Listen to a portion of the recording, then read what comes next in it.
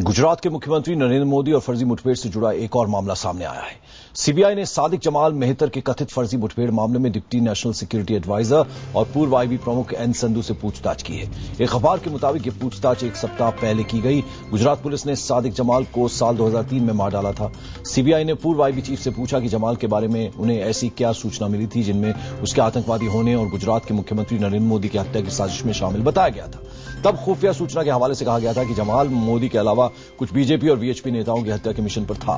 संधू उस वक्त आईबी में ज्वाइंट डायरेक्टर के पद पर तैनात थे। सीबीआई गुजरात हाईकोर्ट के आदेश पर इस मामले की जांच कर रही है। इससे पहले सीबीआई ने अपनी पहली चार्जशीट में गुजरात पुलिस के साथ साथ मुंबई के आईबी ऑफिस को भी जमाल की गिरफ्तारी और उसकी मौत के लिए जिम्मेदार ठहराया था। सीबीआई की चार्जशीट के मुताबिक जमाल 10 दिन तक मुंबई पुलिस की हिरासत में रहा। उसके बाद उसे गुजरात पुलिस के हवाले कर दिया गया। बताया जाता है कि इसके बाद 13 जनवरी 2003 को जमाल का फर्जी एनकाउंटर कर दिया गया। सीबीआई ने संधू से पूछा कि आखिर जमाल को मुंबई से गुजरात क्यों ले जाया गया। अमित पांडे हमारे सहयोगी इस वक्त फोन लाइन पर हमारे साथ है। अमित, जो संधू से पूछताछ की सीबीआई ने, उनमें किन किन बातों पर सवाल जो है वो पूछे गए?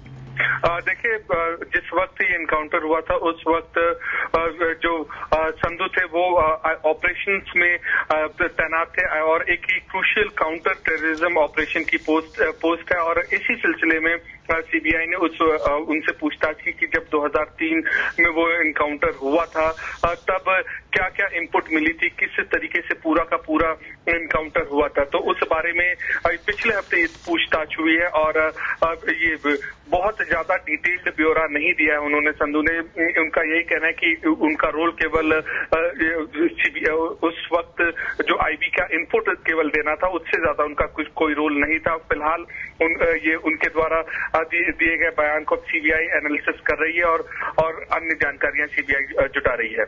और जमाल को जो है वो गुजरात को हैंडओवर किया गया था, उसके अलावा और क्या क्या पूछताछ जमाल से की गई, क्यों उसको हैंडओवर किया गया, उस बारे में क्या जानकारी मिल पाई?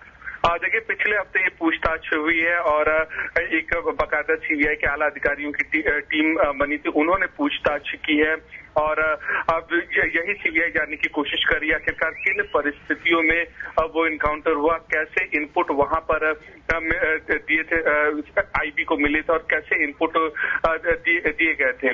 क्योंकि उस वक्त जब जो संधू थे वो एक काउंटर टेररिज्म की क्रूशियल पोजीशन में तैनात थे, तो जाहिर सी बात है कि अलग अलग बिंदुओं पर सीबीआई ने उनसे पूछा। हालांकि सूत्रों के मुताबिक संधू ने जो बयान दिया है उन्होंने साफ तौर पर कहा कि उनका रोल बेहद लिमिटेड था और उनका यही कहना था कि केवल इंटेलिजेंस एजेंसी होने के नाते उन्होंने इनपुट दिया। बिल्कुल, तो संधू उस वक्त आईबी डायरेक्टर थे। अमित, ये बताइए कि जो सीबीआई ने क्वेश्चनिंग किया, जो जवाब मिले संधू की तरफ से, वो क्या कुछ जवाब मिले उन्हें?